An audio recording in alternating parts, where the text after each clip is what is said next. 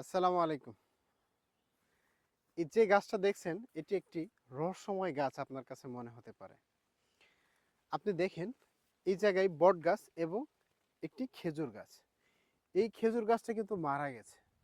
জানি না হয়তো এর সাথে এর কোন ধরনের রিলেশন এটা একমাত্র আল্লাহ সুবহানাহু ওয়া তাআলাই বলতে পারবে।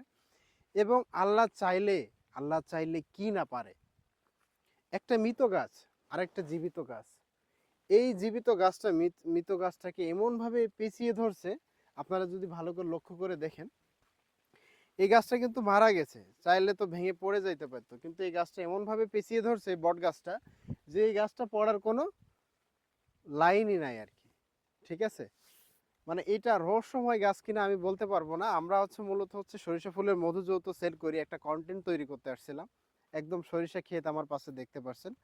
হ্যাঁ, প্রচুর পরিমাণে সরিষা।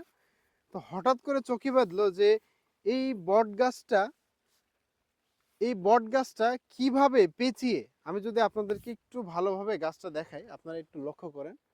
দেখেন, এই গাছটা মারা গেছে, এটা হচ্ছে খেজুর গাছ। ঠিক এই গাছটা পেঁচিয়েই এই যে বট গাছ, দেখেন কি চমৎকার ভাবে পেঁচিয়ে রাখছে।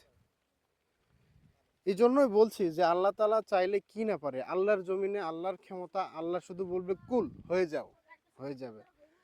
তো মানে দেখে গাছটা দেখে এমনিতেই নিজের কাছেও অনেক ভালো লাগছে। এমন অনেক সময় দেখা যায় না, আমরা তো দেখি বাসার পুরাতন বিল্ডিং এ সানসাইডে দেখবেন একটা বট গাছ হয়ে গেছে। তো এইটাই আর কি, যে আল্লাহর ক্ষমতা আল্লাহর কাছে, আল্লাহ চাইলে সব পারে। ঠিক আছে, তো সবাই ভালো থাকবেন। আসসালামু আলাইকুম ওয়া রাহমাতুল্লাহ। তুমি কি মধু পছন্দ করো? তাহলে তোমরা মধু দিছি গ্রাম দেখাও।